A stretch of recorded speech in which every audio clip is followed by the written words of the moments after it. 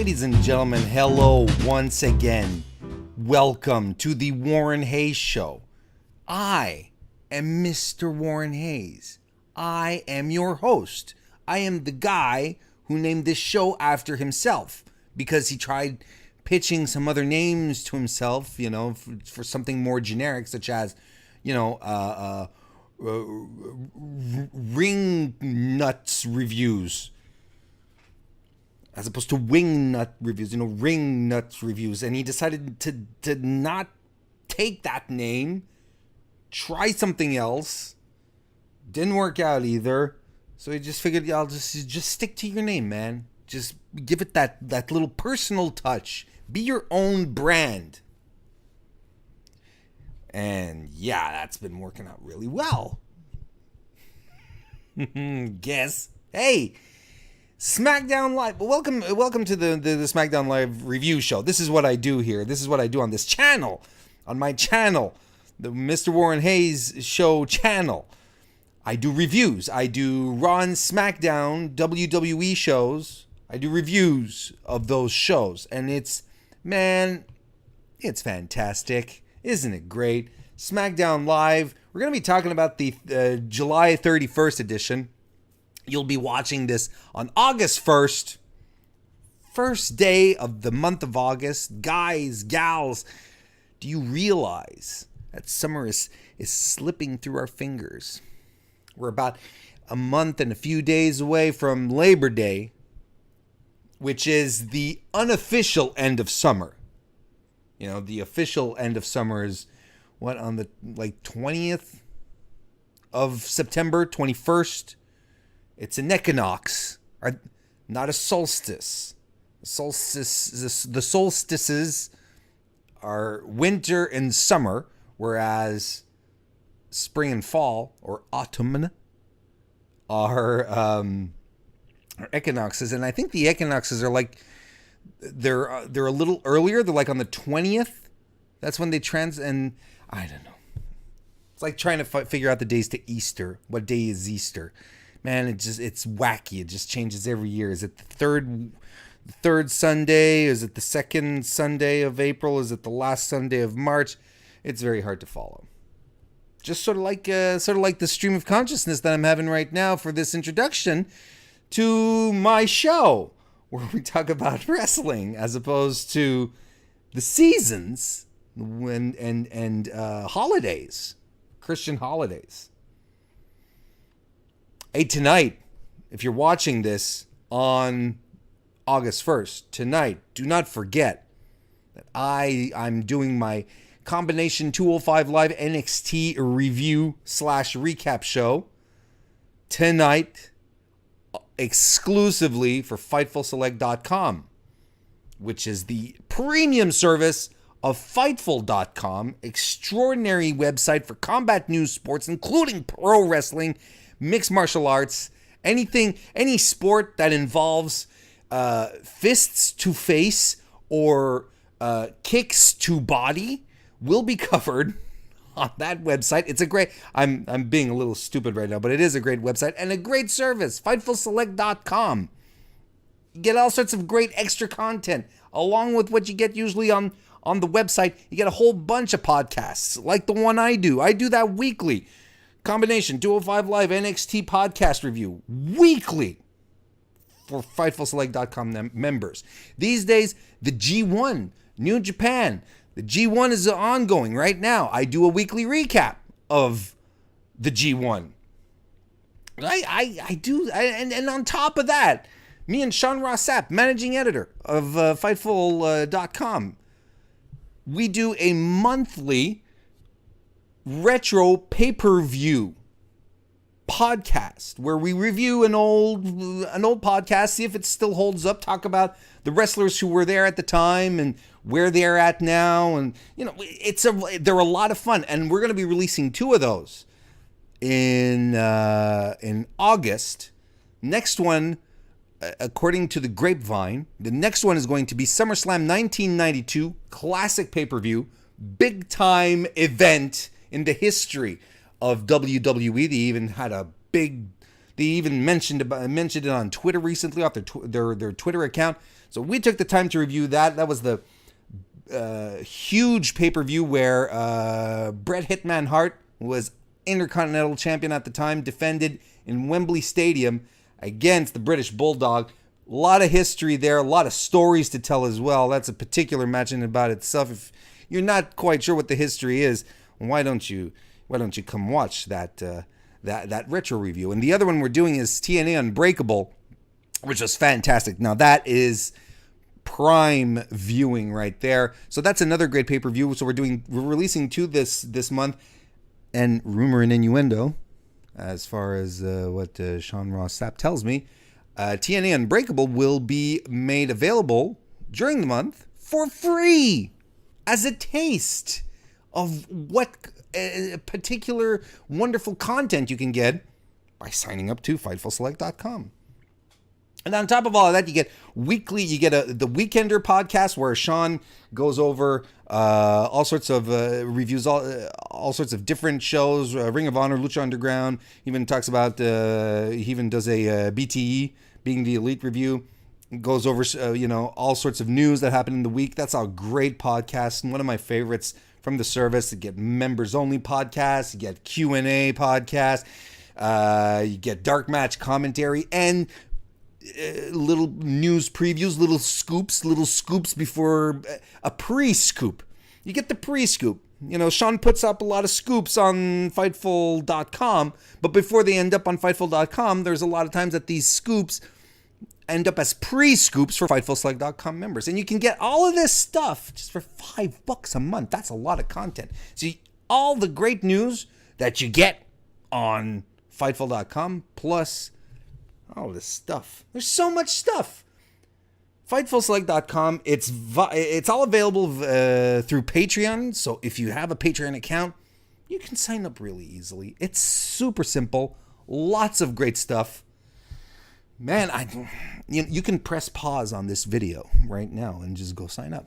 I don't know, I don't know what's keeping you. To be perfectly honest, just press pause. You won't miss it. You won't miss a thing. And I won't even have to stop talking. I can just keep going because I don't have, since you've pressed pause, you'll come back and it's as if I waited for you, but I really didn't. I just kept on. That's a lot of control over your content consumption when you think about it.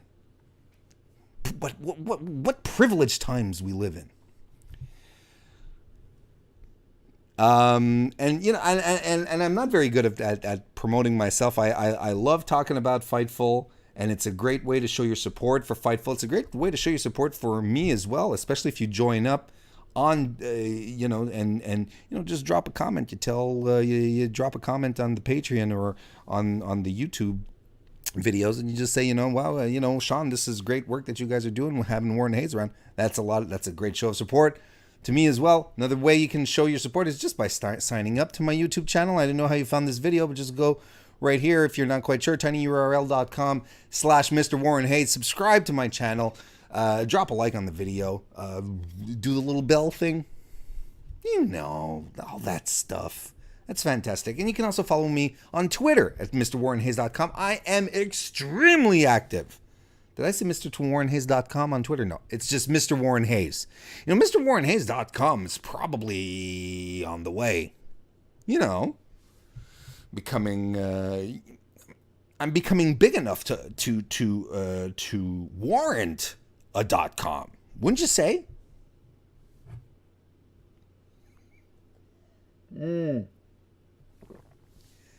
We watched SmackDown. Let's talk about SmackDown. SmackDown, boys and girls. Wow.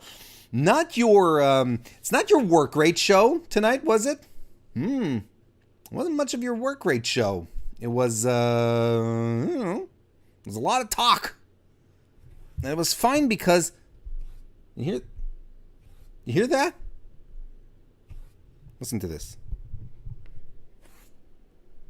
That's the sound of my flesh lifting up against my table because it's so muggy here in Warren Hayes Studios. Listen.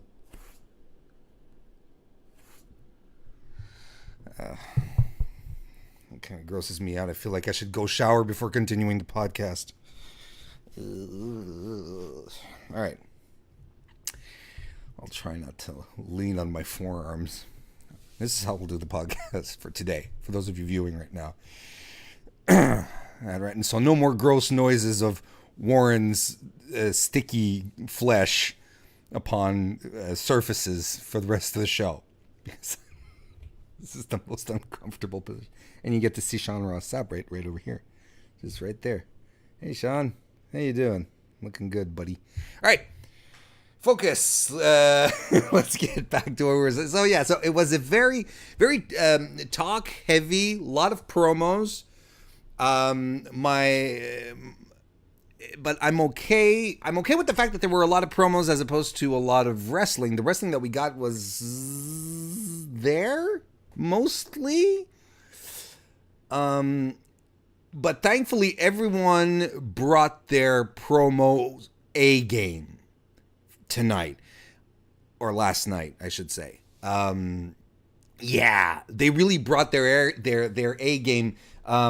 Everyone who had something to say was either between good to excellent.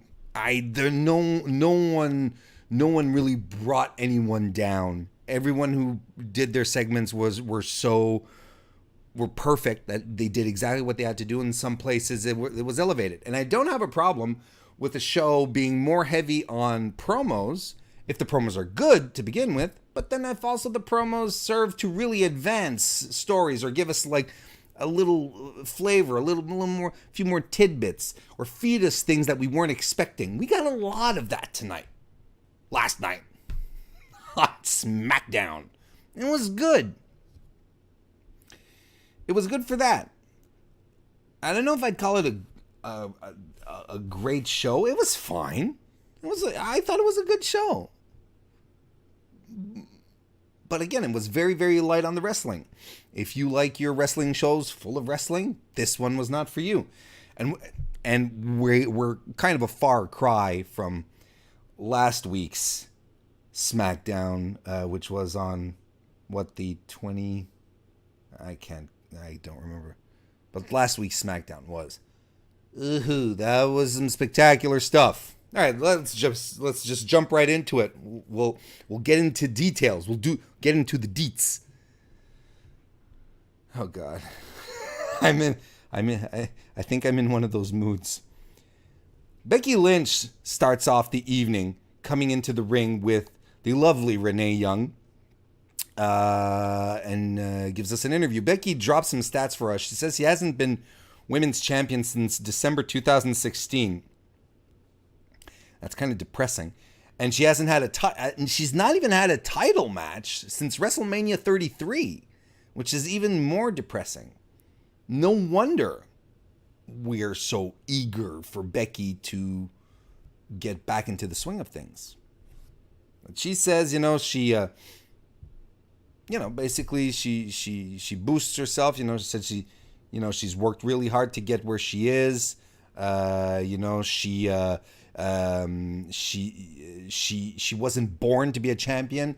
She fought her way to being a champion. Everything she's worked for, and we'll talk about that a little later. I don't want to get too ahead of myself too much. Carmella then comes out, and she starts having this very earnest promo where she starts talking about Evolution, the pay-per-view, and how they're both going to be performing at this first time event ever. And instead of bringing each other down, we should be building each other up, Becky. And then Carmella starts putting Becky over huge. She says, "You've always been one step ahead of me. Like you've been the crown jewel of SmackDown Live." And it goes, even before that, when we were in NXT, you were in the Four Horsewomen, and they were telling me I'd never be more than a hype girl. And let's keep on. She says, "You're the first woman to be drafted to SmackDown Live. You're the crown jewel of SmackDown Live. And I was an afterthought. And the WWE universe has always loved you. Me, I deal with haters on a constant basis. And and people who think that I don't deserve to be champions, and legends saying that I should hang it up. And she says, together we're gonna kill it together. And she wishes her good luck, and she extends her hand. Becky's not sure if she should shake. James Ellsworth's music hits. So everyone is like, what? And people popped for it. I'm not a James Ellsworth wagon man.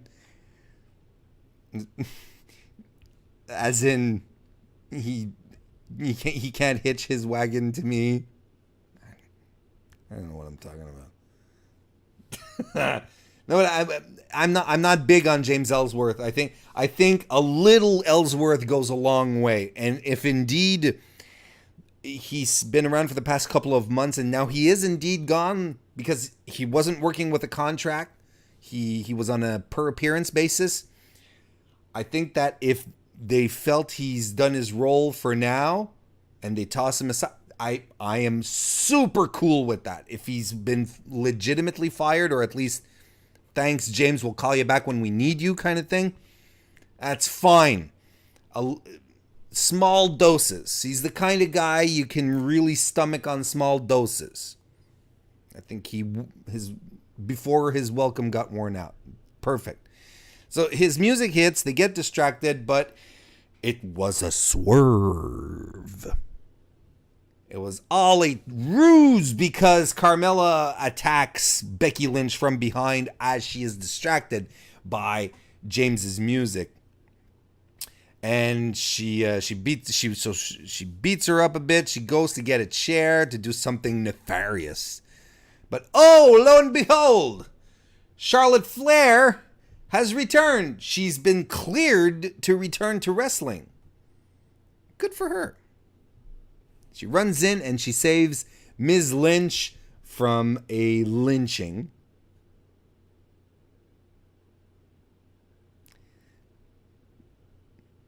This pause is basically for you to take the time to truly appreciate the splendor of that joke. I hope it served you well. So she does her run in, and there you go. So that was your segment, and Becky thanks her friend and so on. And the faux, since I like this segment. I really did. I thought it opened really, really well. I thought Carmella was, I don't think, like she was doing the faux sincerity thing, right? Where she, the psych, that was, you really thought that I was thinking that you're better than me, that you're the crown jewel, there's only one jewel here in Mella's money, kind of thing.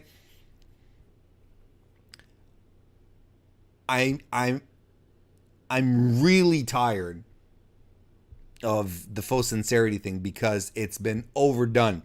And not just by Carmella, by Alexa Bliss as well. Like, they both do it. So at some point, it doesn't have any shock value anymore. However, the whole part where she is being sincere or falsely sincere, I think she was actually being sincere. I feel that was a promo that was very close to her. If it wasn't, and if she was pulling off a performance, there's your Emmy consideration right there. Stephanie McMahon, Hunter Hearst Helmsley. That was such a good performance. If she was indeed putting us on, but otherwise, it just turned out to be the same faux sincerity thing, but it was really, really good. You bought into it, especially when she was talking about how in SmackDown she was being told that she'd be nothing but a hype girl. She has this moment and she gets really, her voice trembles. You're like, oh, it captivated me. It was good. I was wondering how they were going to spin it around, and I felt it was too heartfelt to be a swerve, but no, it turned out to be a swerve. Super legit. It's a good way to open the show. What's with these new? We see Jeff Hardy in the locker room, and is this a new thing now? Like shots of superstars in the locker room listening to music, like just blindly listening to music, oblivious to the camera, just listening to music. He had his headsets on. Seth Rollins last night on Raw, he had his Apple ear thingies, earbuds, and I think Roman Reigns too. I think they did it with Roman Reigns as well. Maybe it's a new thing? Anyway. Usos do a nice, a quick and dirty promo with a nice callback to Rock's, turn that sumbitch sideways and stick it straight up your candy. Whoa, whoa, whoa, Us. This is PG-13. Okay. I still thought it was good. It was cute. And after that, we get Carmella, who's backstage with Paige, and boy, Carmella takes a hell of a shot at Paige, saying that, you're basically telling her, you're a bitter old woman who'll never be champion again. When you want to start elbowing into reality, it can work very well. I thought that was it was harsh, it was savage, but man, Carmella's a heel. Works for me. And basically, Paige is a little pissed off at this, and she says, "Well, look, why don't you've beaten Charlotte Flair twice. Why don't you go for broke and make it a third time tonight? Because you're going to be in a match with Charlotte tonight. And if Charlotte wins, we're going to convert your SummerSlam title defense into a triple threat. Becky Lynch, Charlotte Flair, and yourself." We'll talk about that at the very end once we get to those results. I have some thoughts. Our first match of the evening was the SmackDown Tag Team #1 Contender Tournament. To face the Bludgeon Brothers at SummerSlam for the SmackDown Tag Team titles.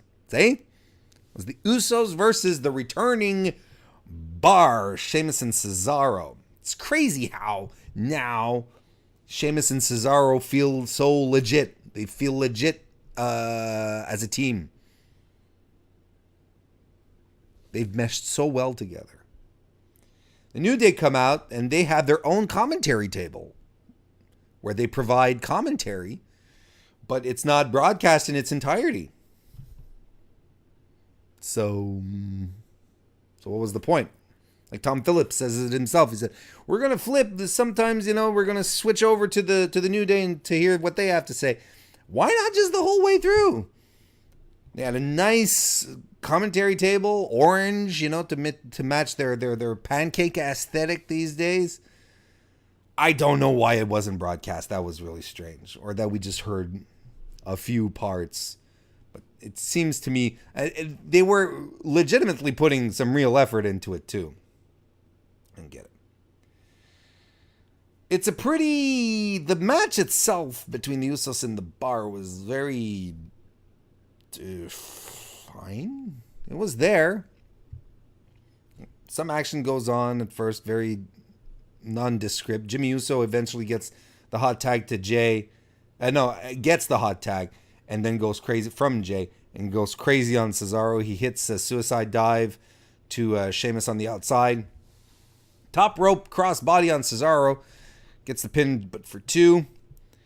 The Bar tried to do a double superplex on Jimmy, but Jay tosses Sheamus off the top.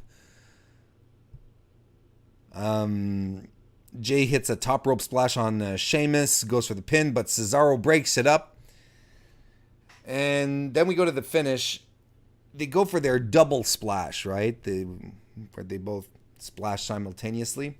Now, for some reason, this took me out of... I didn't like the ending. The ending took me out of the match.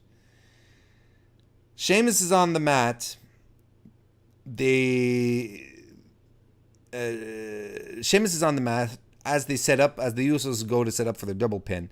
Cesaro runs in and hits a European uppercut. I think it's on Jimmy. I still have trouble telling those two apart, and that's on me. I'm trying to look for my reference, what I could use to identify them. I still have trouble identifying them, telling them apart. Anyway, Cesaro runs in and Jimmy jumps off before Jay. And Cesaro hits a European uppercut. Then Jay jumps off and Sheamus then lifts his knees.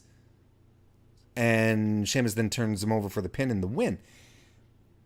But I don't understand why. This is what took me out, because usually Jimmy and Jay jump at the same time, and they could have done it at the same time and have Cesaro uppercut one of them and Sheamus lift his knees on the other one, and it would have been a much more spectacular spot rather than telegraphing like they did. This one guy, boom, uppercut. Because then if Jimmy is jumping off, gets an uppercut in the face by Cesaro, there's no reason for Jay to jump off and try his splash. He should just come off, jump down, and try to bean Cesaro in the back of the head or something. Bean him, yes. When you bean someone. But that the ending seemed very improbable for me, and I don't understand why that was the conclusion. If they had done it all at the same time, it would have been much more spectacular than just waiting for the other guy to do his thing. And then the New Day and the Barca, they have a stare down in the ring afterwards, because they will be facing each other next week for the finale of this tournament. I said this last week on my SmackDown review, and I'm going to say it again. We, as wrestling fans, have been spoiled as far as tournaments go in the past year. Going all the way back to the Mae Young Classic, the cruiserweight tournament that they had once the title was vacated after Enzo was fired.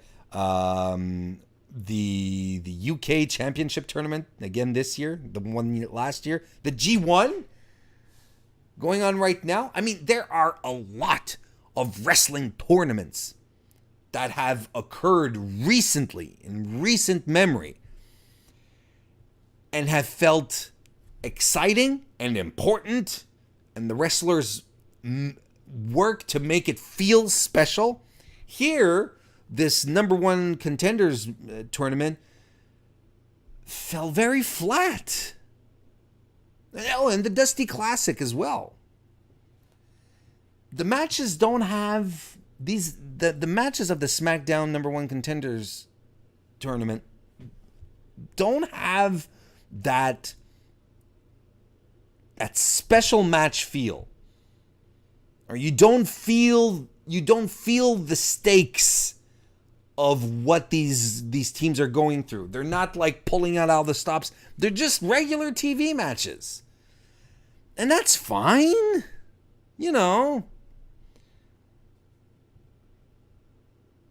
But I'm not hype for this. Maybe that wasn't the point either.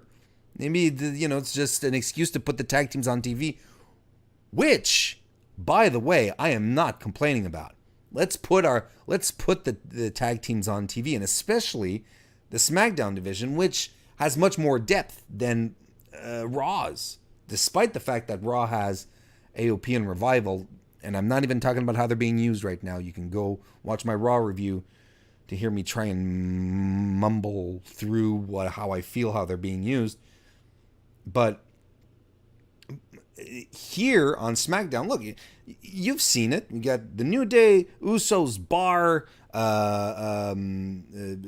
We have Sanity now, Gallows and Anderson. Like, these are fantastic tag teams. So I'm not complaining too much, because the tag teams deserve to be in this great position. They deserve to be put forward and be on TV.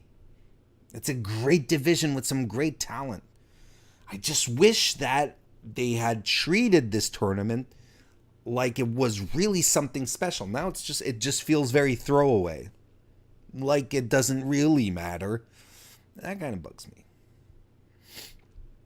Renee Young is backstage with Charlotte Flair. She welcomes her back. She says the Queen is back and ready to reclaim her throne, or something to that effect. All right. Next segment, we have Samoa Joe, who comes to the ring and he has a stool. Like an actual stool that you sit on, not he doesn't like have a stool, like poop. He doesn't, it's not like he takes a poop in the ring. That's not what I mean. He sits down on a stool, on a bar stool, and he cuts a promo. So, I mean, if you don't give your full attention to a TV segment where you see Samoa Joe coming to the ring with a microphone, you're not paying attention to wrestling. This was really good. Joe puts over AJ Styles, saying that he respects AJ for a bunch of reasons, but he respects that he made the WWE title the most prestigious in all of WWE. Bit of a wink over to the storyline happening on Raw with the Universal title. We all get that. He says, I respect all the sacrifices you've made, AJ, to get to here. You're barely at home at all. You keep talking about your kids, but you're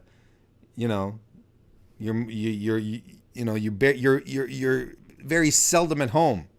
You're more comfortable being on the road and living out of a suitcase than being a husband to your wife. And you've put your career above everything else, even if it means that you're a failure as a father.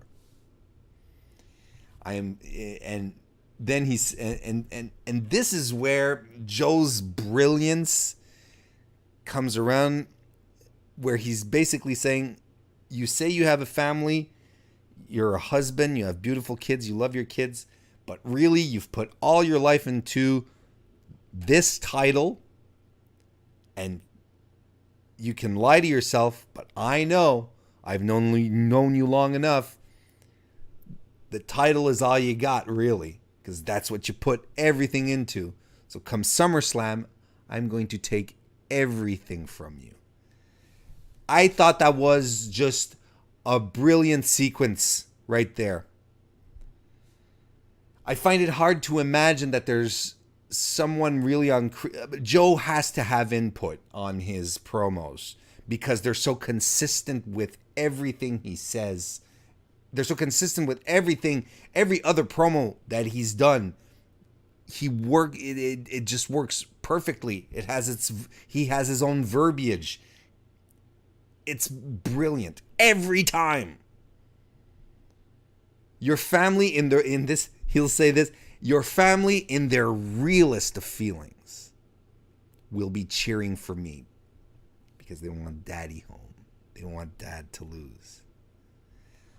Look, this is exactly the kind of promo that makes Samoa Joe feel like the threatening juggernaut that he is. He's so good at delivering these personal and visceral promos, delivered with that assassin-like precision, where he's cutting directly into you. He knows exactly where to strike verbally. And he's doing this with his mouth, so imagine what he can do with his hands. That was a great promo.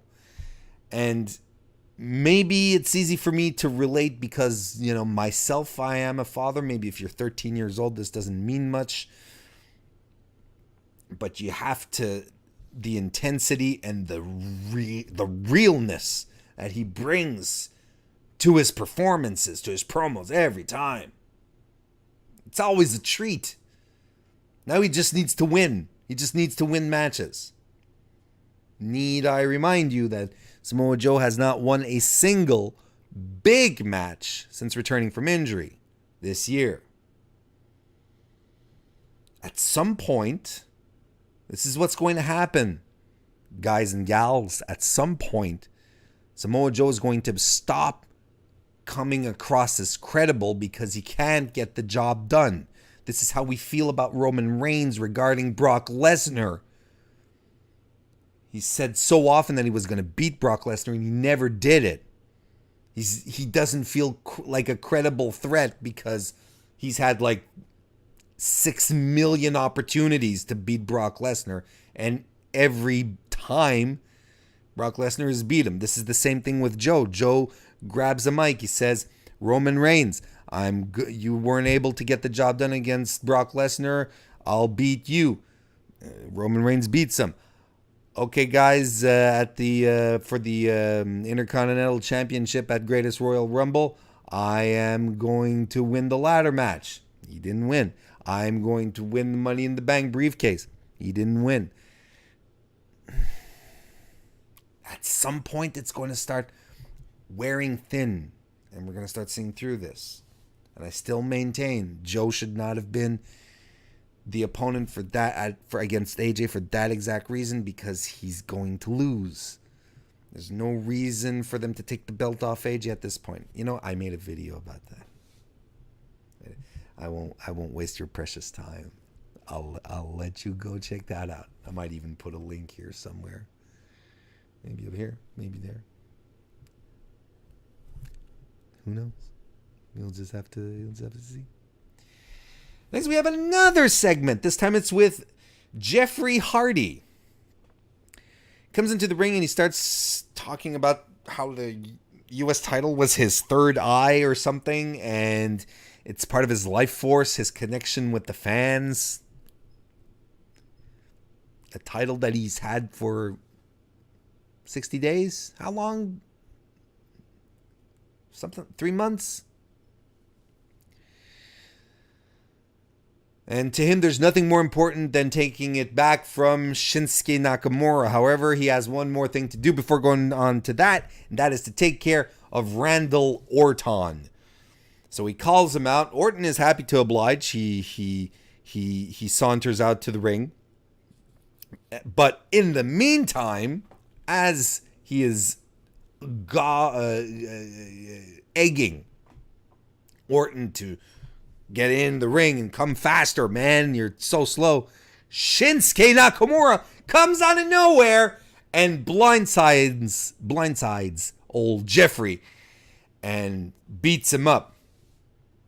So he sets himself up for the Kinshasa, but Randy Orton just slides between Hardy and Shinsuke, and they have a stare down, and Shinsuke is not quite sure what he should be doing with Randy right now. He's a little uncomfortable. Randy is very big. But they stare down, and then eventually Randy just go ahead. And he moves out of the way, and Shinsuke hits a Kinshasa then on Jeff Hardy. He leaves the ring, leaving just Hardy and Orton in the ring, and Orton just meanders a little bit. And he starts getting the audience pumped up. You know, he wants them to start getting pumped for an RKO. He gets on the ground and does his forearm stomp, that signal, that absolutely ridiculous, pointless signal that he's about to drop the RKO. But he doesn't do it. He just waves it off. I thought that was great. He just dumps Hardy on his back. He stomps on him, does a draping DDT. Officials come in. And then he does another draping DDT, but on the outside from the apron to the floor, which is pretty brutal, if we're going to be completely honest. He starts pulling off Jeff Hardy's clothing, his Hardy Boys pendant. It's just kind of a dick move. It's a really dick move. not. I mean, that's it has some sentimental value for sure for Jeff. What a dick. He pours water. He goes and gets a water bottle in a rag, and he pours water on Jeff's face, and he starts wiping the face paint off of Jeff, saying "Enigma erased" or something like that. I think that's what he said. And he leaves with the pendant. He just leaves Hardy there on the announce table and just. I announced it on Twitter, but I'm going to announce it here as well. Mr. Warren Hayes officially endorses heel 2018 Randy Orton. There's no two ways about it. This is fantastic. I adored the way Orton did these long drawn out methodical beating, and his refusal to do the RKO, combining these two together just made really sure that the audience wouldn't get behind him, because he wasn't explosive. He didn't start pulling out moves, out of nowhere did this and that, and especially not an RKO, because those had the potential to generate pops. No, he just wanted to be a dick. And he took his time in control, like the apex predator. He has his kill, and he's just his kill. He's killed. He's right there, and he's just messing around with them at this point. But when I saw, I thought it was so stupid all throughout his babyface run, when Tom Phillips would refer to him as the apex predator. I was like, there's nothing predatory or apex-y about him. Now he's just so bland, and stuff happens to him where he should be an apex predator does the opposite, right? Strikes first, strikes quickly, gets the upper hand, destroys its prey. This is what he's been doing. And he did it again tonight, or last night, I should say. Wow. How great. Take a minute here. How great are the heels on SmackDown Live? Just on in this, I think we were just about at the hour mark here. We had Carmella cut a really good promo and doing some excellent work. Carmella tonight, as far as her character work was concerned, I thought she was much more grounded. She wasn't screamy and obnoxious. She felt real. She felt authentic. And she managed to get properly under my skin. Not just annoying, just proper under my skin. The Bar are always good heels, although bit on the back burner tonight, but they're always good as far as a heel tag team goes. Samoa Joe, Randy Orton. Strong heels beget strong baby faces, usually.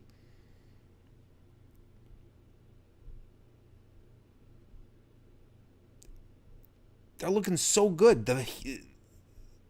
And then later on, we're going to get The Miz, who is one of the king heels of WWE. The heel work on SmackDown Live is above and beyond what they're doing on Raw, where the waters are just too muddy sometimes, and not everyone is as strong. Kevin Owens is a great heel, but is he that strong a heel? Dolph's okay, but Dolph is okay because he's playing off Rollins and they have good chemistry. I think that's really good. I'm excited to see what Dolph is going to do once he's done with Rollins. After that, Brock Brock is a heel because he doesn't show up. That doesn't necessarily make for compelling stories or help build your baby faces properly. It just makes everyone confused and angry and sad, and everyone cries. Alexa's strong, but the heels on SmackDown Live, they're just a little a wee bit beyond. So strong. Becky's reaction to Charlotte being added to the triple threat seems a little bitter. You know, when we saw her in that segment, you know, she said, you know, she'd never root against her best friend. You know, she's happy Charlotte is taking advantage of this opportunity, but she could, you know, she's being very cautious. These are very PR friendly responses. I will not commit to what I feel for real. You know, probably wanting to wait to see the results, you know, of the match. Maybe next week we'll have some interesting developments. But yeah, no, that was interesting. And again, we'll talk about that. We'll talk about Becky and Charlotte in a short while. I like how. No, I'll wait a bit. I'll wait just a bit, guys. Zelina Vega versus Lana. This was our second match of the night. Zelina comes out with Andrade. Lana is alone. Apparently, she said that she could handle this all by herself or something, or that they needed space. It's this idea that Rusev needs his space to figure out what's best for Rusev Day, so he's letting Lana go out to fight by herself. Tom Phillips said that this is Zelina Vega's first WWE match. That is not her first match in WWE. She fought Candice LeRae on NXT just before their call up. It was her and Andrade's last appearance on NXT before the call up. Take that, Tom Phillips. Do your research. And you know what doing your research does? Doing your research helps you learn things. Like, for instance, I learned, doing just a quick bit of research here about Zelina, I learned that she's no longer engaged to Austin Aries. Like, since May. I didn't know that. And it kind of sucks. That's too bad. I found they worked well together. Like, they were a nice couple, is what I mean. Not worked well together in the ring. Well, maybe they didn't in the ring. I don't know. But anyway. Yeah, they're not together anymore. That's kind of a shame. Quickly through the match here, you know, Zelina Vega is tiny. She's not just tiny because she's standing next to tall guys like Andrade. She's small. Lana was towering over her. That's ridiculous. She is so small. I can't believe how small she is. She's a tiny person. Miniature. She's like a Smurf. Or a...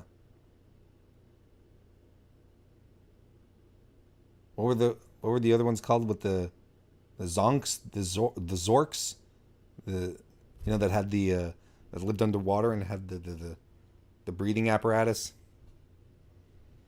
They were small too, but Zelina Tranquilos from the start. Lana does a handstand to sort of, I don't know, show which one has the best grandstanding moves. I don't know. There's a lot of shoving, a lot of pushing, a lot of punching. I like that she had a Meteora, Zelina did, on Lana in the corner. Shades of Andrade. Lana mounts a comeback, but almost runs interference. Aiden comes to help out, throws Andrade, who's up on the apron, throws him off the apron, but it crotches Lana, who's up on the turnbuckle, and that allows Lana to win. I'm not sure because production missed their cue. But I think that's what happened because, well, Vega gets the pin. And then backstage, Rusev Day are arguing. They argue amongst themselves in English. Aiden English is like, "I'm sorry, Lana. I wanted to help." And Lana's like, and then you hear Rusev, Aiden. He sounds angry, and Aiden sort of buggers off because they're supposed to be in some kind of. They're supposed to be taking some time off from each other so that Rusev can figure out what to do with Rusev Day. And,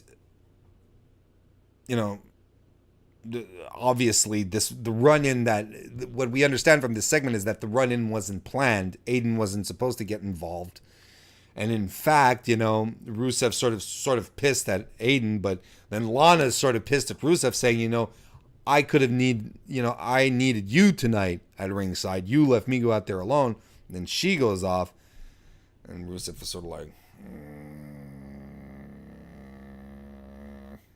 what do we do? What do we do? I think, by the way, Lana's completely abandoned the Russian accent. I think she only Rusev's when she says his name, but otherwise, I think she's CJ Parker the whole way through now. By the way, that wasn't a very good match. It wasn't awful, but it wasn't good. And yes. Lana's improving. Lana's the best. Lana's number one. But, I mean, she's not there yet. In time, she'll get there, but this still wasn't very good. The Bludgeon Brothers have a promo backstage where they say gritty things in a gritty voice within gritty surroundings. Daniel Bryan comes out for another segment, and this seems a lot more tedious than it is. Like I said, everyone's promo game was on point tonight, so it really wasn't all that tedious. But it is another segment. He comes to the ring, puts the Evolution pay-per-view over, and Bree's involvement in it as well. He said that the baby thing last week that Miz pulled, it bothered him because he's always putting up walls, to keep him, to keep them from confronting each other for real, like from having a fight. He says he being Miz, he antagonized me for 2 years thinking I'd never wrestle again, but then I got cleared. Now I'm back. And Miz does these shenanigans because he knows that I would destroy him in a fair fight. So he calls Miz out. Miz is not there. He's on camera. He's on location doing reality TV things. And Miz starts off by saying, yeah, you're not in the indies anymore. These aren't bingo halls. This is the big time. Look, this annoys me.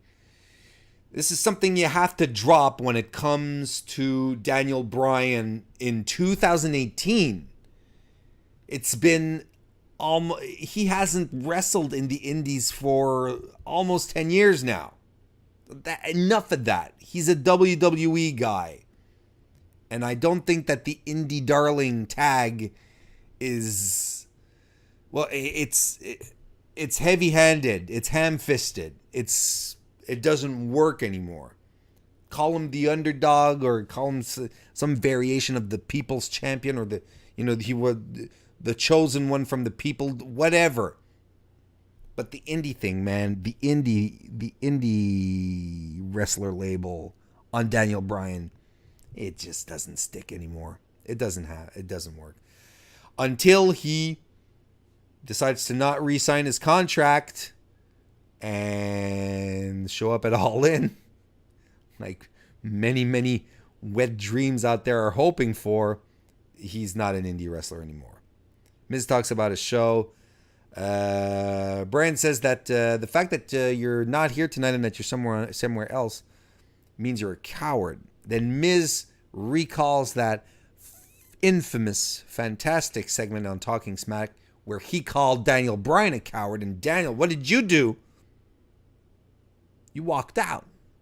You left. You just packed up your shit and walked away.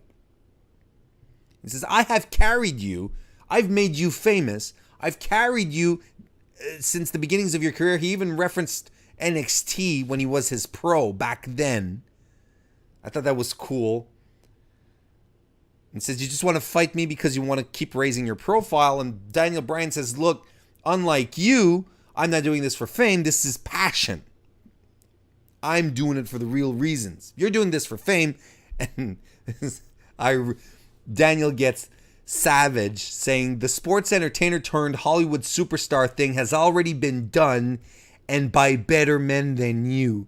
You'll never be The Rock. And right there, everyone goes, ooh. And you'll never be John Cena, which was an especially nice twist of the knife, recalling back to WrestleMania 33, actually. I like this. The Bryan Miz feud does great service to WWE history, past angles. They do a fantastic job. So Miz gets worked up about this. The audience understands the savagery of it. That was really, really cool. Nobody will remember you as a great superstar because you're too soft. And he challenges him for a match at SummerSlam. Miz says, look, people are annoyed with you. I'm annoyed with you. And they'll remember you as this. And then he starts showing pictures of crying babies because he's basically calling him a crybaby. Bryan got really, really cutting during this promo, and I liked it. This was a fantastic segment by both. They really listen. I hope they have a nice series of matches against each other. I hope it's not just a one-time thing at SummerSlam. I could really get behind Miz and Daniel Bryan. I really could. Final match of the night. Your main event, ladies and gentlemen, is Carmella versus Charlotte Flair. Carmella just cuts a quick promo from gorilla position saying, I want Becky Lynch alone. I know I can beat her. But then she goes out. There's a lot of posturing to start. Charlotte hits a fallaway slam. She goes for a plancha, but Carmella moves out of the way. Charlotte chops Carmella, follows up with a back suplex. Hits a moonsault, but Carmella lifts her boots and hits her in the jaw, kind of. I think that's my neighbor's alarm. That just went off. That's kind of too bad. Oh no. Oh no.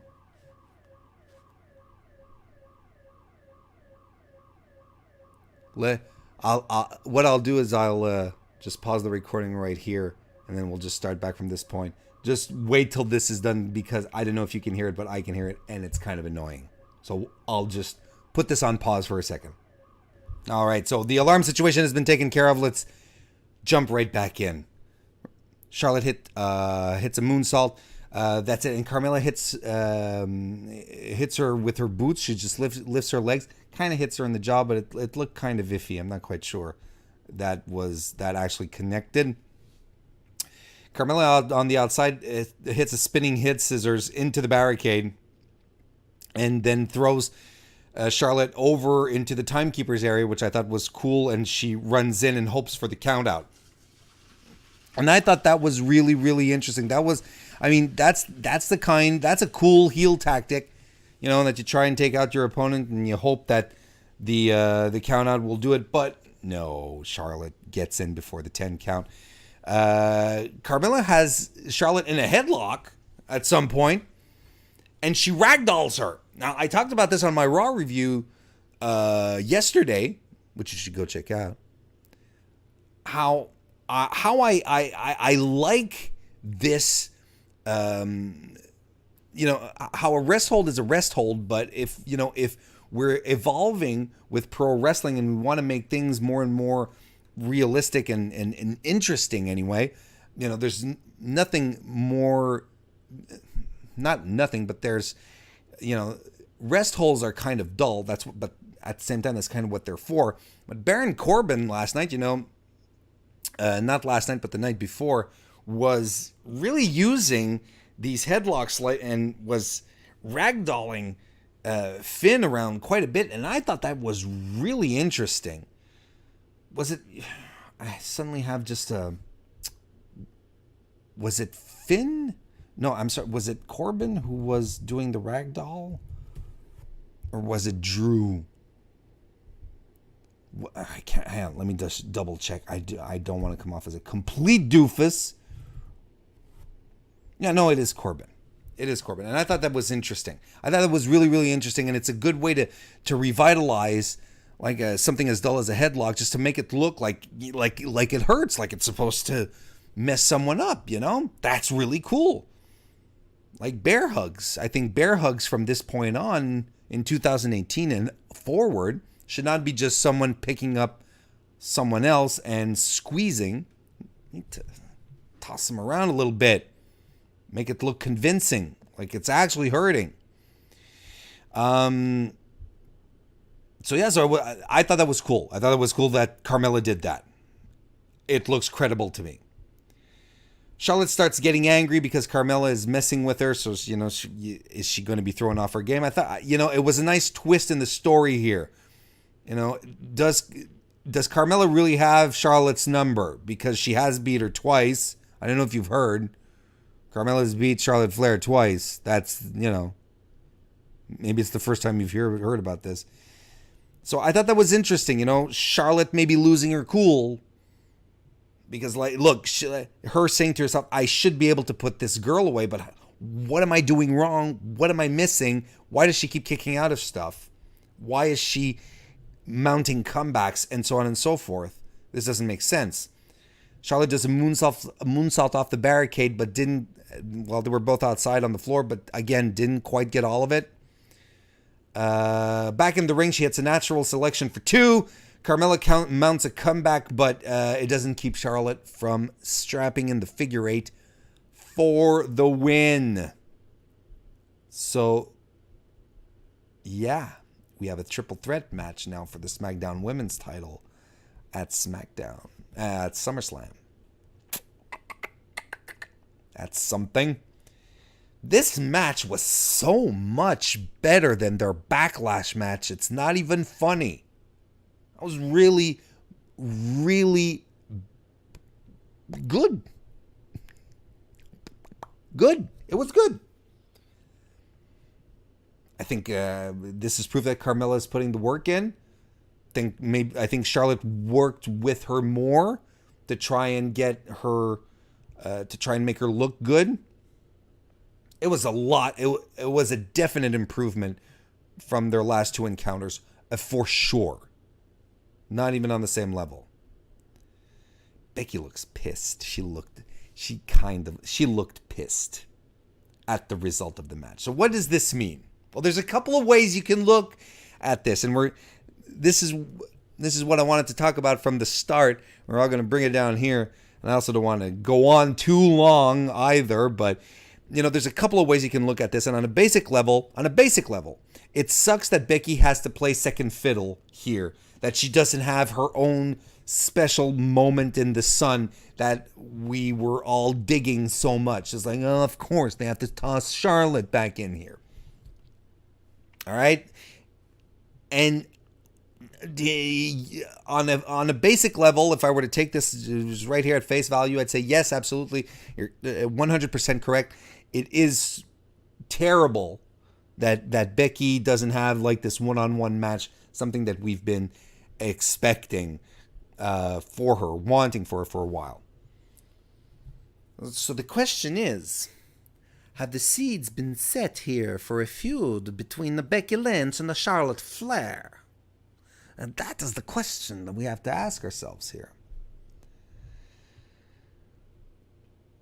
And then who turns on who? Is this Bailey and Sasha basically? The blood feud, the friends turning foes, becoming foes. Is this the one? Is this what we were looking for?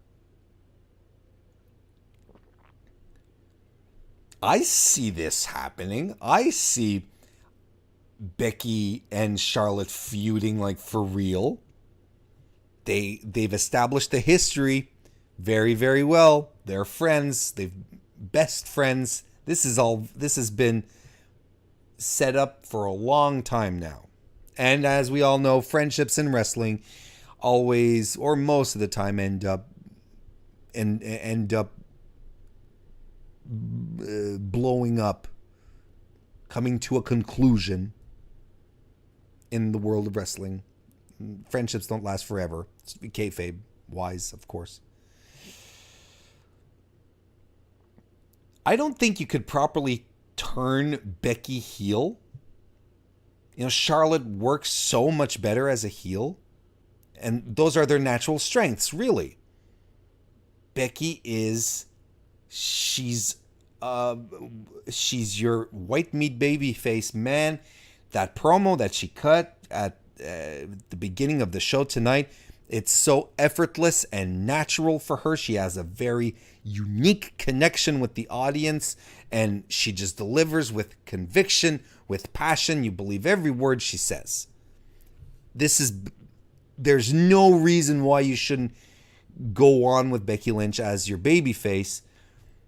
Same goes with Charlotte. Charlotte as a heel thrives. She is so good as a heel. And one of the reasons that I think that we're inevitably going to a feud, and to a proper feud, where one turns heel and one stays babyface, one of the reasons why I think we're going down this path is because of the fact that there are no strong heels in the women's division on SmackDown. If you look at the landscape of the women's division on SmackDown Live, you have Carmella, and I feel that what I referred to last week as the Carmella experiment, I think it's coming to an end. I don't think Carmella is going to be holding on to the belt very, very long after this, and she's not a top heel. She's a good heel, but she doesn't have the credibility to be really, she's not as good as Alexa. She's not as good as Charlotte can be when she's on a heel, when she's healing it up. She's a heel, but not a top heel. Carmella's not it. The Iconics aren't either. Not yet, anyway. They still fulfill their role. Absolution, definitely not top heel. Your strongest female performers on SmackDown are all baby faces. Charlotte, Becky, Asuka. Let's throw in Naomi in there as well. All babies. A heel turn in this situation, in this feud, is inevitable. Charlotte has been a great ambassador for WWE as a brand, right? She looks like a star. She acts like a star. She comes to the ring. She looks like $1,000,000. She's athletic. She's charismatic, gorgeous, knows how to handle herself in public. She speaks well. Like, do you want this spokesperson for the company? Do you want your spokesperson to be a bad guy on your show? She has crossover appeal. Do you want your crossover star to be a heel? But then do you buy Becky Lynch as a heel? I don't buy it. Becky Lynch as a... Then again, no one really bought... No, remember when Sammy turned, saving Kevin Owens? Like, nah. They're going to ruin Sami Zayn.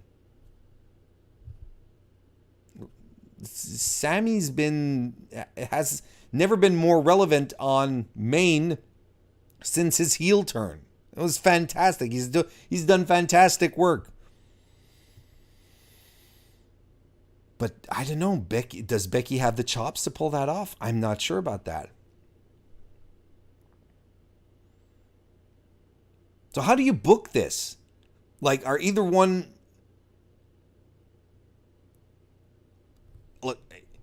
has to win the WWE title? Do they head into Evolution for their big blow off fight between the two of them? Like after SummerSlam, you have Hell in a Cell, right? Then you have the Australian Super Show before Evolution. Then it's Evolution after that. What if let's say one of them makes off with the title at SummerSlam?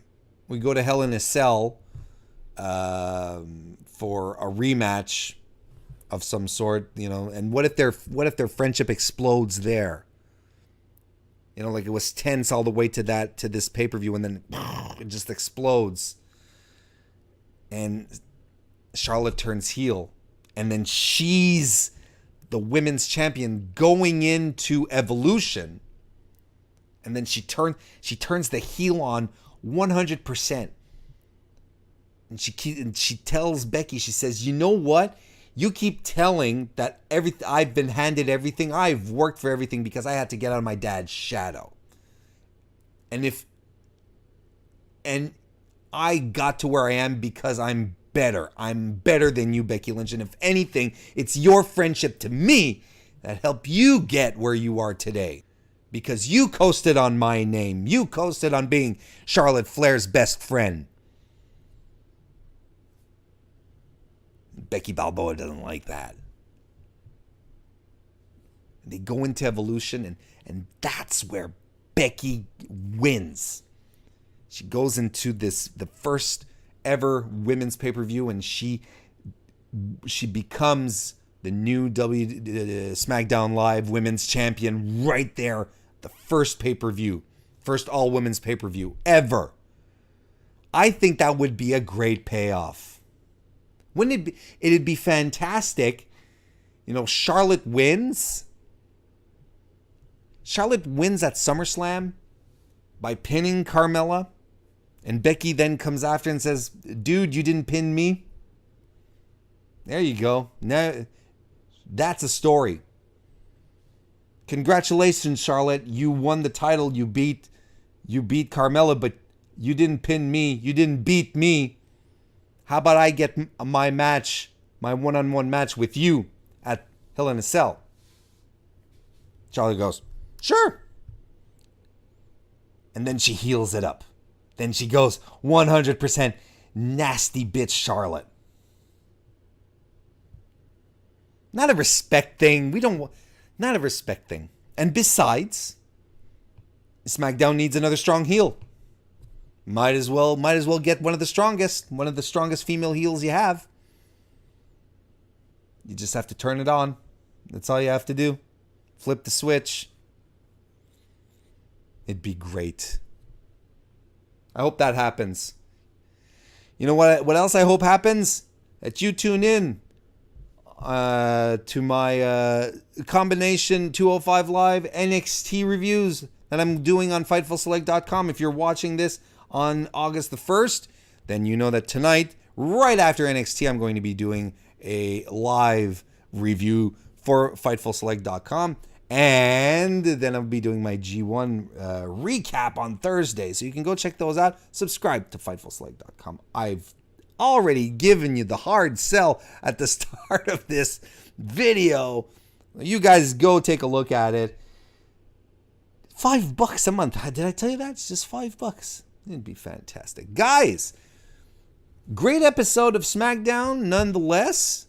I thought it was pretty good because the segments were all good, well produced, well executed, well delivered, well acted.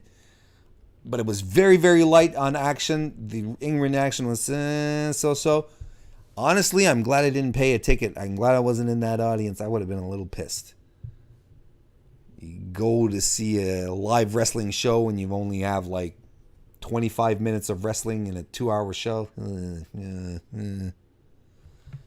I wouldn't have been too happy. But I happy that you guys stuck around to the very end of this video. Thank you very much for joining me once again on the Warren Hayes Show. And I will see you next time.